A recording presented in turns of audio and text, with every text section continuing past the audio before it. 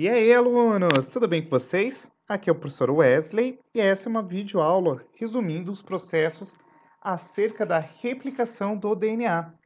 Bem, de antemão, antes da gente falar propriamente dito aí dos processos moleculares associados com a replicação, nós precisamos entender alguns preceitos acerca da replicação. A primeira ideia que eu quero que vocês tenham em cabeça é que o processo de replicação nada mais é do que um processo de duplicação do DNA. E além disso, esse processo, ele essencialmente ele ocorre na fase S da intérfase. Como assim? A fase S da intérfase é justamente o momento no qual esse S vem de síntese, que é o momento no qual o DNA ele vai ser duplicado para que a célula posteriormente possa entrar em divisão celular, tá bom? Então, a intérfase é um momento que antecede o processo de divisão celular. E aí, nesse momento em especial, a intérfase, para quem não sabe, é subdividida em fase G1, fase S e fase G2, que são esses momentos aí que vão anteceder a divisão e, consequentemente, tu prepara a célula para entrar nesse processo de divisão. Na fase S, o material genético ele é duplicado. Beleza? Outro detalhe muito importante é que nós precisamos entender que o processo de replicação ele é um processo denominado como processo semi-conservativo.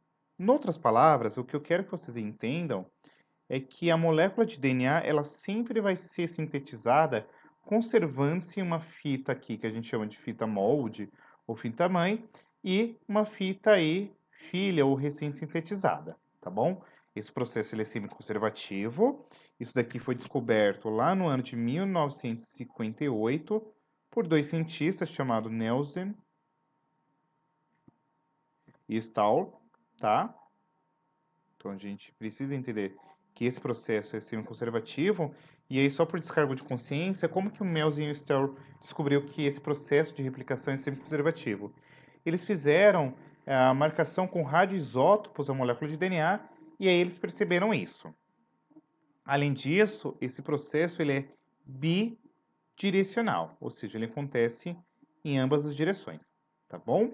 Então, posto isso, precisamos entender que o processo de replicação nada mais é do que um processo enzimático que vai acarretar a duplicação do DNA, acontece na fase S da intérfase, é um processo semi-conservativo, porque você mantém uma fita antiga e sintetiza uma nova, e é um processo bidirecional.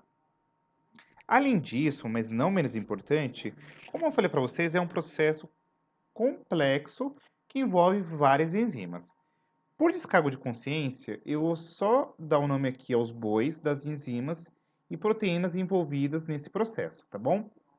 A primeira enzima que eu queria destacar para vocês é uma enzima denominada como helicase. Basicamente, a helicase, ela se liga em uma das fitas do DNA e faz aí a ruptura das ligações de hidrogênio. Então, se liga a uma das fitas de DNA e rompe as ligações de hidrogênio. A quem não se lembre, as ligações de hidrogênio são justamente aquelas ligações que são estabelecidas entre as bases nitrogenadas que estão aí pareando a fitas do DNA. Uma outra classe de proteína que eu queria destacar aqui para vocês são as SSB, que vem do termo Single Strand Binding. As proteínas SSBs são basicamente proteínas que elas evitam o reestabelecimento das ligações de hidrogênio. Então, o que acontece? A helicase, ela faz a abertura aí dessa dupla fita, e aí a gente vai ver que deixa eu até colocar aqui com uma outra cor diferente, um dos eventos que aqui tem como desdobramento da função das helicases é a formação da forquilha de replicação, tá? Então, a forquilha de replicação ela é formada mediante a ação das helicases. As SACB, a Single Strand Binding, são justamente proteínas que vão evitar o restabelecimento das ligações de hidrogênio. E nós ainda temos aí uma terceira classe de proteínas, ou melhor, uma terceira enzimas, que são as topsoisomerases. Comumente aí, elas apresentam-se no vestibular com o nome de girases. O que elas vão fazer? Elas removem a tensão entre as fitas. Elas evitam que aconteça esse processo de enovelamento novamente. Tá bom? Uma outra classe aqui de proteínas envolvidas nesse processo são as famosas DNA polimerases. As DNA polimerases, elas são aí agrupadas em algumas classes, mas essencialmente eu queria destacar aqui uma função especial que elas catalisam as ligações fosfodiéster, tá? Destaco que existe uma série de várias classes de DNA polimerases, e aí, como destaque, eu queria falar da DNA polimerase 1, a DNA polimerase 2 e a DNA polimerase 3. Nós temos a 4, a 5, também que podem eventualmente aí ser comentadas, né?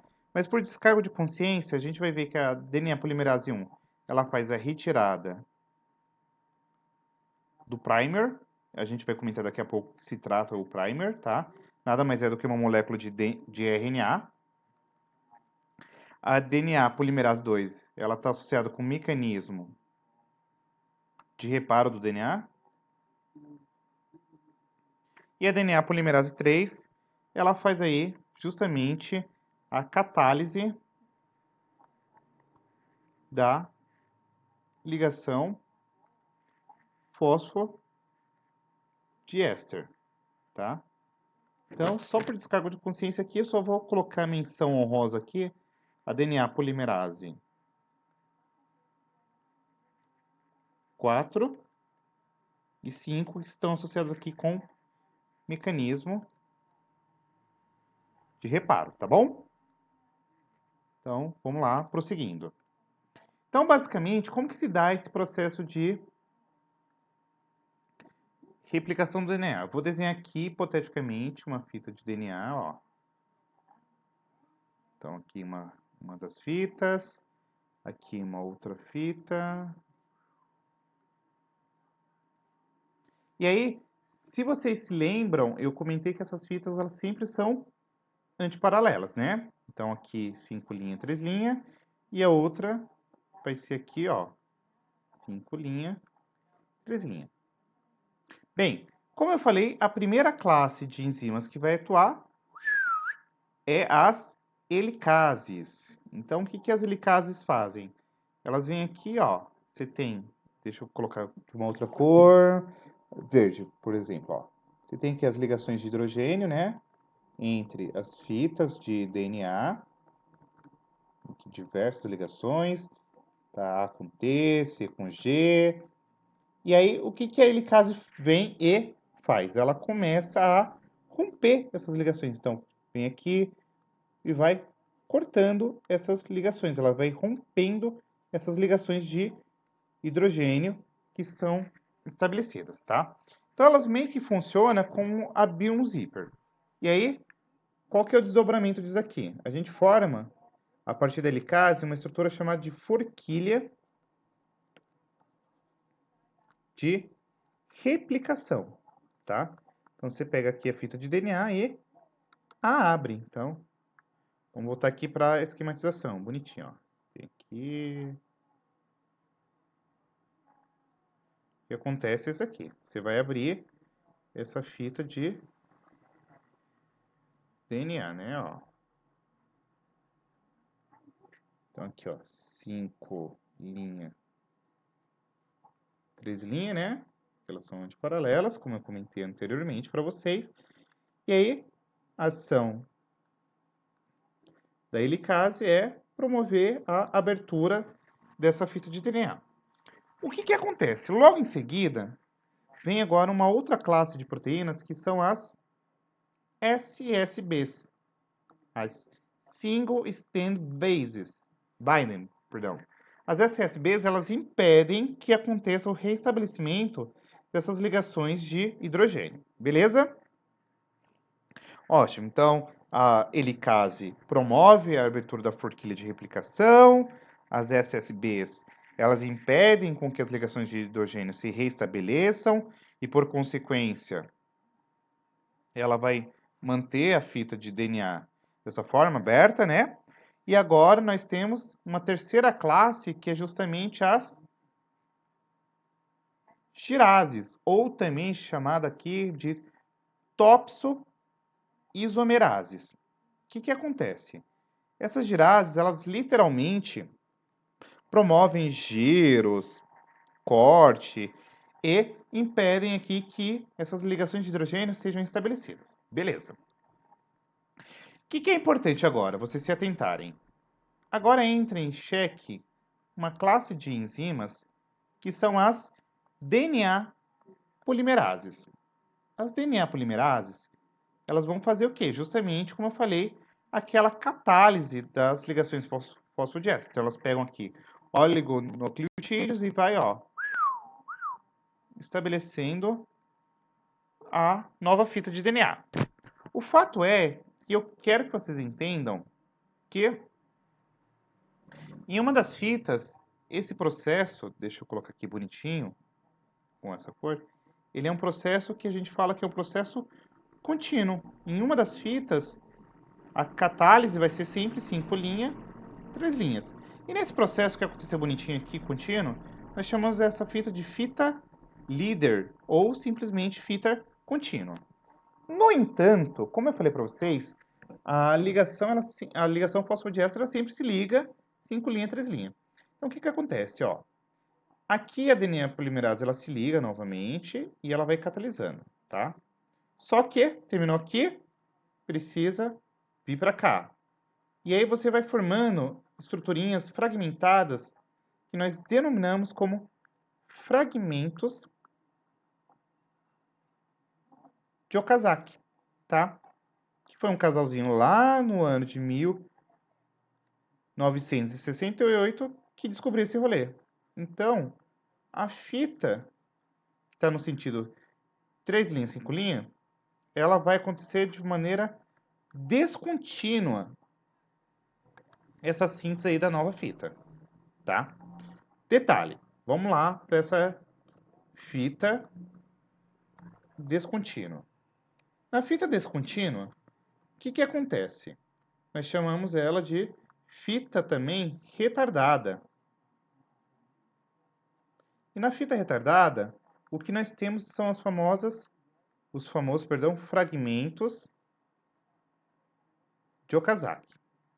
Como que acontece esse processo aqui nas fitas descontínuas? Lembra-se que eu comentei de um rolê chamado primer? O primer é basicamente uma molécula de RNA que se liga essa fita aí descontínua, uma molécula de RNA, perdão,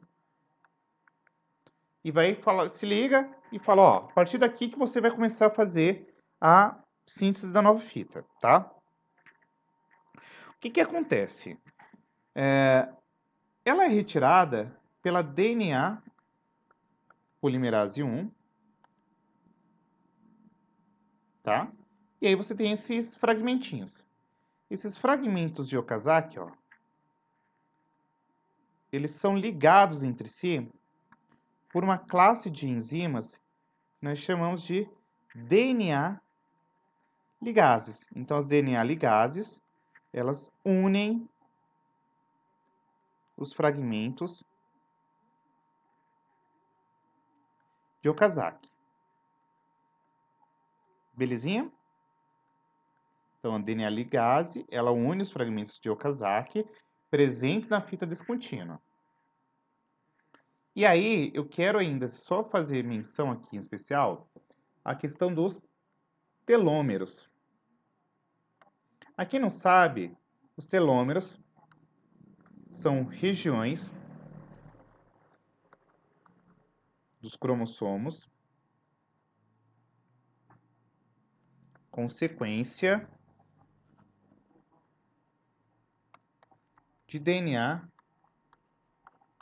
repetido. Porque o que acontece?